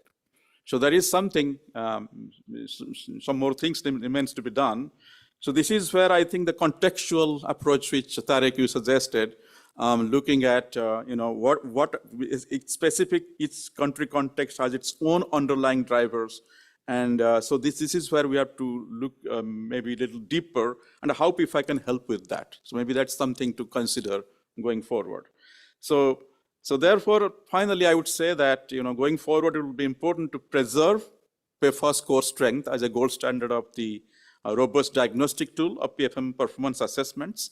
And the emphasis should continue to remain on quality. So you mentioned now the 2014 PEFA check has strengthened that, and comparability and usability so that it can be more used by authorities and development partners for developing reform roadmaps, while strengthening at the same time the second objective to strengthening further the links with other deeper diagnostic tools, and then more systematic identification, articulation of the underlying institutional, political, and drivers which stalls reforms and hinders reform progress. And my final message will be that at the same time, we also have to be a little bit cautious in terms of the tendency.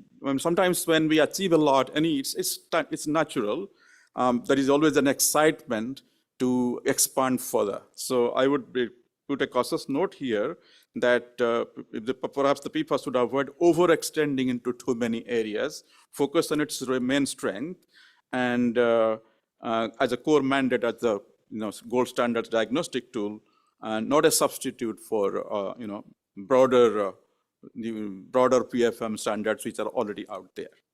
So I'll stop there, but I will again wish all the best, and I hope that after the next 25 years, we'll again celebrate with a much richer and much helpful PEFA framework. Thank you very much.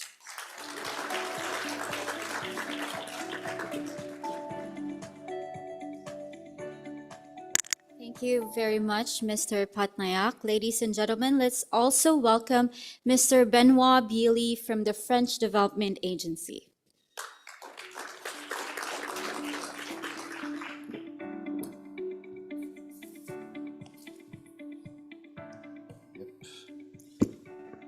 Good morning, everyone. First, let me once again extend my heartfelt thanks to ADB for hosting and organizing this entire PEFA week so brilliantly. It's been an absolute pleasure and a fantastic opportunity to discuss how, as donors, we can continue to mobilize and join forces to support public financial management. So big thank you. 25 years, a quarter century of progress, and I want to believe that the best is yet to come. So it's a true honor to be here today with you, celebrating this multi-donor initiative that has grown over the years into a global standard, and more than that, a public good, accessible, useful, and open to everyone, everywhere. I would also like to take a moment to congratulate the PEFA Secretariat for their tireless work, as well as all the experts who've dedicated themselves to conducting assessments, and of course, the countries that have embraced PEFA to strengthen the transparency, efficiency, and performance of their PFM system. This is a collective work and a collective success we can all be proud of. France has been a committed supporter of the PEFA initiative since day one, back in 2001. And we remain committed to its mission of guardian and promoter of the PEFA methodology. Over the years, the French Development Agency Group has also supported numerous PEFA assessments, including climate and gender modules, and the strategies and roadmap that followed, always alongside other steering committee members. And let me say this again, and again, this partnership-driven approach is more essential today than ever. Why? Because in a world where development financing is under increasing pressure, joining forces and coordinating our support is fundamental and not an option anymore. And PEFA is a powerful tool to help making that happen. PEFA assessments create a unique platform for policy dialogue and engagement on PFM, something we see firsthand every day in the field, whether with our country partners or with international development partners who, like us, are committed to advancing PFM reforms and, in the end, quality service delivery. And last but not least, PEFA assessments are also fundamental and vital for a development bank like the French Development Agency across all the geographies in which we operate for a simple reason. It provides, above all, a snapshot capturing at a given moment the exact state of a country's PFM system. It enables us to identify the strengths and weaknesses of existing arrangements, and in doing so, to make informed decisions on the priority reforms needed to address the most pressing challenges and to design impactful solutions with our partners. So I will stop here and wish the PEFA initiative at least another 25 years of success and impact for the people. Thank you very much.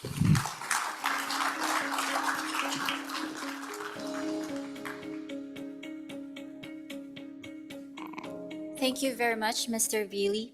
Finally, I would like to invite Mr. Hans Christian Baumann from the Embassy of Switzerland in the Philippines.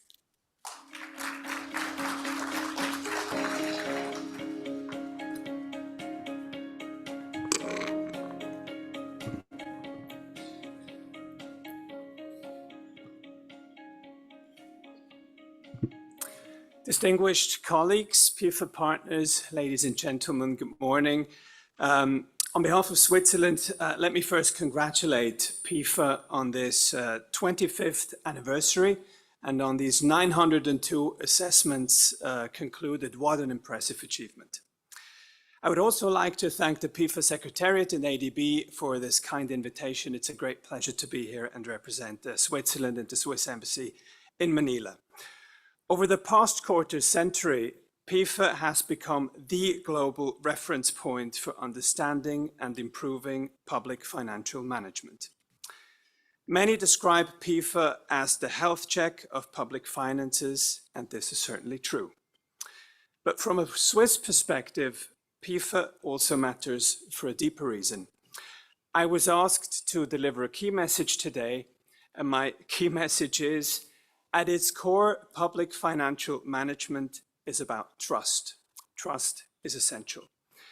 In times of economic uncertainty, climate pressures, and growing demands on governments, citizens need confidence that public resources are managed responsibly, transparently, and effectively. Obviously, trust is not built through speeches. It is built when governments can demonstrate that public funds are used for the public good. For Switzerland, this message resonates very strongly. As many of you might know, my country is primarily associated with mountains, watches chocolate, and perhaps cows walking around wearing cowbells that look just a bit too heavy. But perhaps our most valuable national asset is trust. Trust in institutions and trust that rules apply equally to everyone, and trust in public finances. Of course, this trust, in our experience, did not emerge overnight. It has been built over generations through accountability, transparency, and responsible stewardship of public resources. And this is exactly why PEFA matters so much, because it helps countries strengthen the foundations of trust. And there's another lesson from 25 years of PEFA. A PEFA assessment alone does not reform public finances. People do. The most successful PEFA processes are those that bring together ministries of finance, line ministries, Supreme Audit institutions, parliaments, civil society, and development partners around a shared understanding of challenges and a common path for reform. Public financial management is not only a technical agenda, it's an ecosystem agenda. As we look to the future, PEFA's continued relevance will depend not only on the quality of its diagnostics, but on its ability to foster this kind of dialogue, ownership, and collective action around reform. Because stronger public financial management ultimately means stronger institutions, stronger trust, and thereby better outcomes for citizens. Once again, congratulations and thank you very much.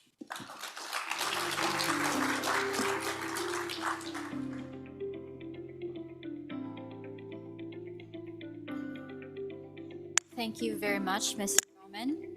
And thank you to all our partners for your continued support, collaboration, and shared commitment towards PEFA's success. Ladies and gentlemen, another round of applause for our PEFA partners. As we draw this special occasion to a close, we reflect on the remarkable journey of PEFA over the past 25 years, a journey marked by collaboration, innovation, and a strong commitment to strengthening public financial management systems. To deliver the closing remarks, let us welcome ADB Director General for Procurement, Portfolio, and Financial Management, Aman Trana.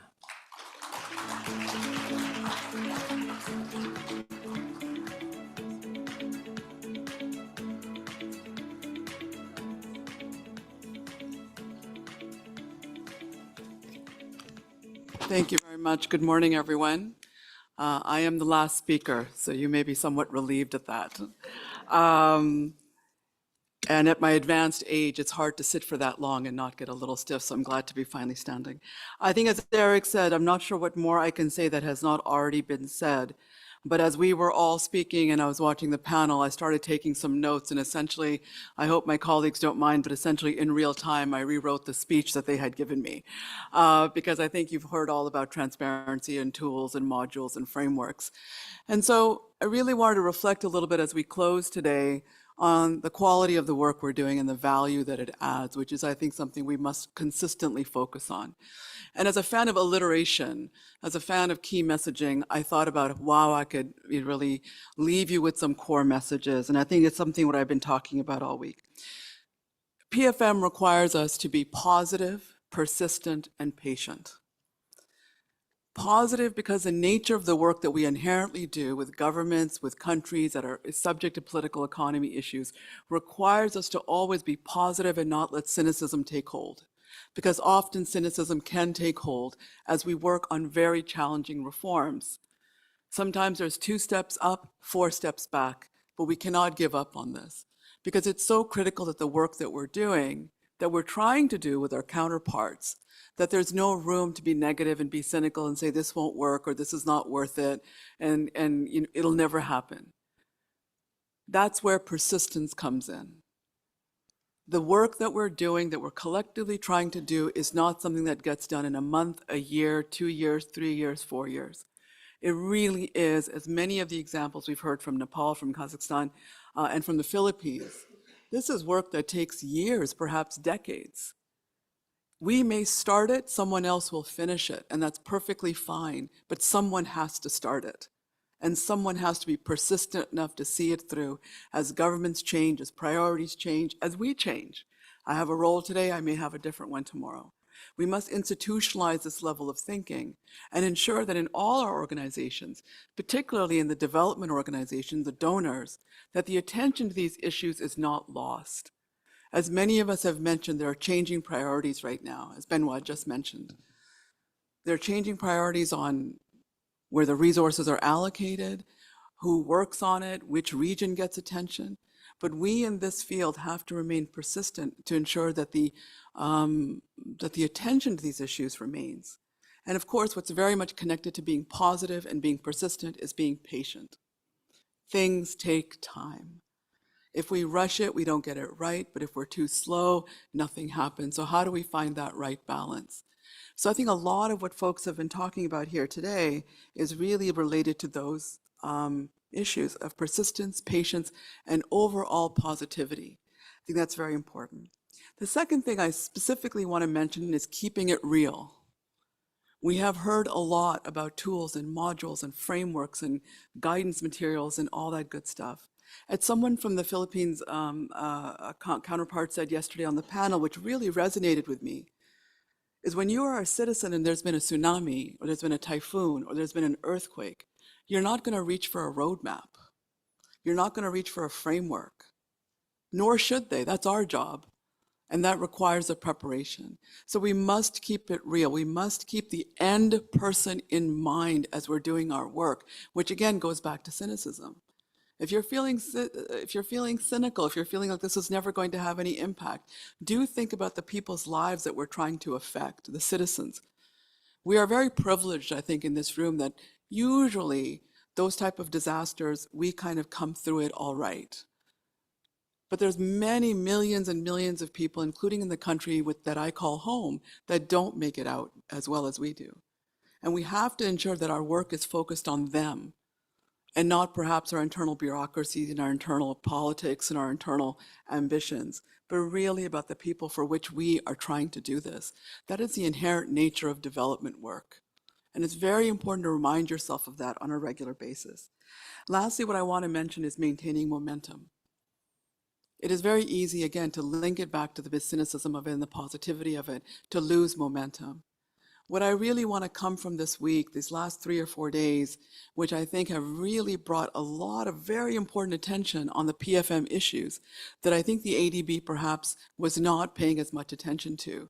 And maybe the donors weren't, not that we weren't paying attention, but it's just consolidated this week into so many real examples, whether it's Philippines, Nepal, Kazakhstan, to have our development partners here, to have the Secretariat and all of you here learning. I think if we can all go back to our home countries and maintain the momentum, maintain the learning, I think it would be really, really amazing the results that we can do collectively. And I think that goes back to what VPHK said yesterday about networking and talking to each other and making connections. So I really hope we maintain that momentum, and then certainly we will try to do so in this organization and certainly working with the PEFA Secretariat. As we mentioned yesterday, we're so pleased to be the first regional bank that's a member of PEFA, and we really hope to leverage that relationship and our contributions to it and our work with it for the betterment of the citizens in the region in which we're working. So with that, I really do, I'll go back to some of my formal notes now. So really want to thank all of you for your attention. I think the panel was excellent to bring it to life. And I think we're very pleased. We look forward to working with the PEFA Secretariat and development partners to translate the PEFA work into meaningful reforms and actions. And so let me congratulate, as everyone else has, on PEFA on the 25 years of partnership. I think, I'm not sure, was it Salendra who said we'll see you again in 25 years? I would love that. You know, it means that you'll have to wheel me in on a wheelchair probably and an oxygen mask, but I'll be happy to be for the 50th anniversary wherever it happens to be. So we thank all the speakers, all the panelists, government representatives, practitioners, colleagues who made this event possible. I hope the conversations will definitely continue. The momentum will continue through stronger partnerships and renewed commitment to reforms. Lastly, I want to thank the organizers for this, both from my team and Christine's team. It is a lot of work to do this. It's a lot of effort. So to Jalita and Rafi and Maria and Anne and all those good folks, it takes a lot to make all of this happen. We really appreciate your kind words and appreciation and participation for those of you who are here. Thank you so much and look forward to seeing you again soon. Thank you.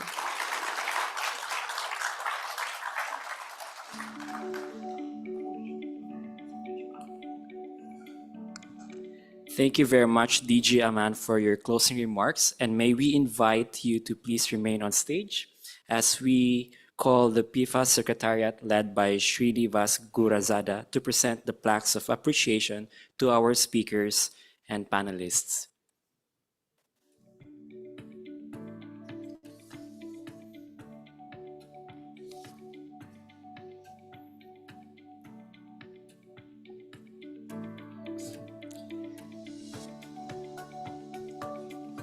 Starting off with Director General Amandrana.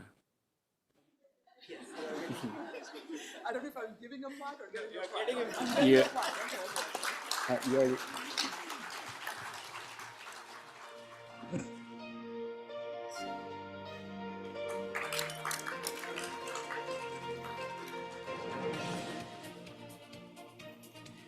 Thank you very much.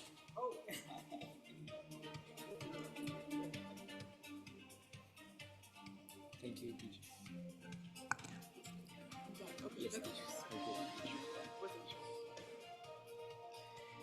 Next, we have Director General Christine Engstrom.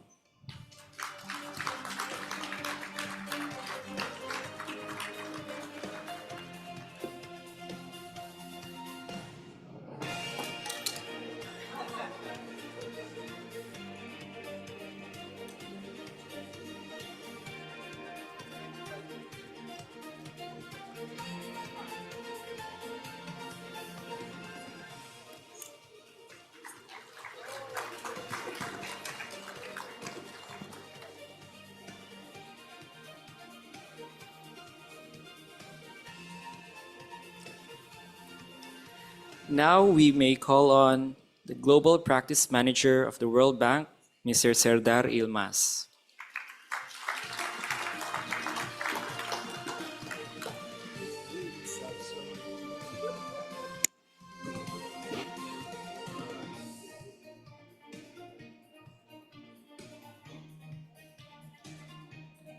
Next, we have Senior Sector Director, Mr. Tariq Niazi.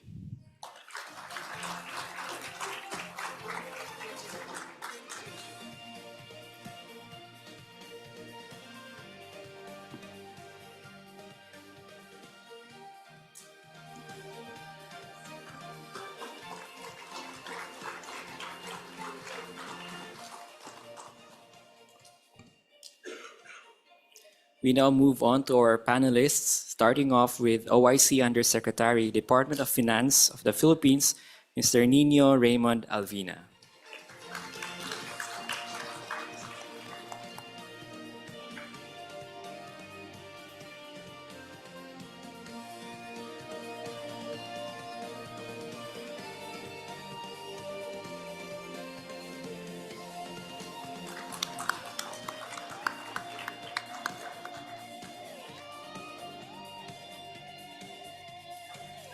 Next, we have the Provincial Finance Secretary of Nepal, Mr. Ram Kumar Mahato.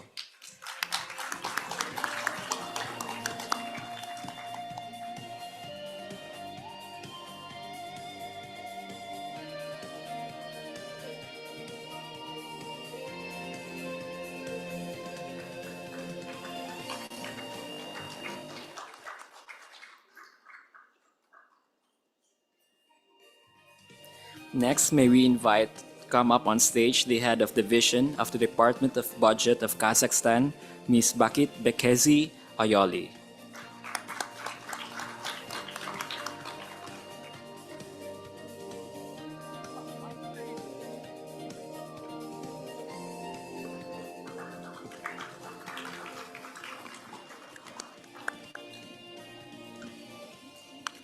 We would like to invite Mr. Eric Disconmaker from the European Commission.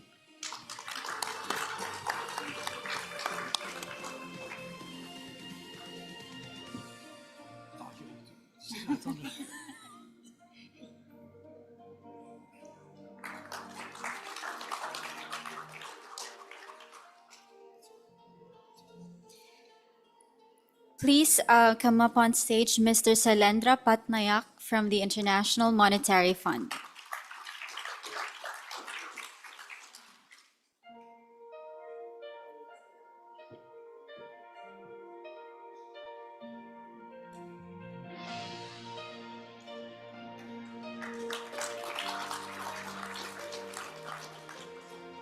Let us also welcome Mr. Benoit Billy from the French Development Agency.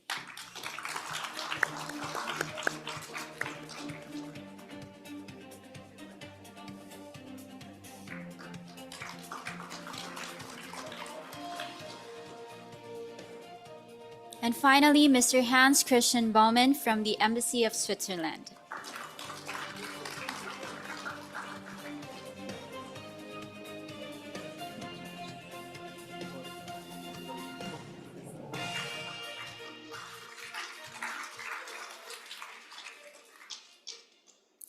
Again, thank you very much to our speakers and moderators and panelists, and also to the PEFA Secretariat.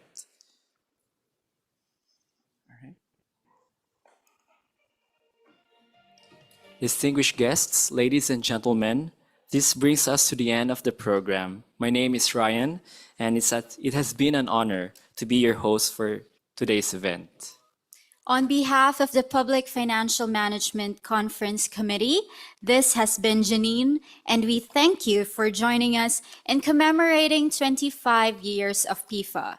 We wish you a pleasant day ahead and continued success in advancing PFM reforms around the world. Commemorative caps of PEFA are available outside, so please make sure to grab one. Refreshments are also available outside the hall for you to enjoy. We request you to come back at 11:40 for the PEFA training concluding ceremony. Maraming salamat po.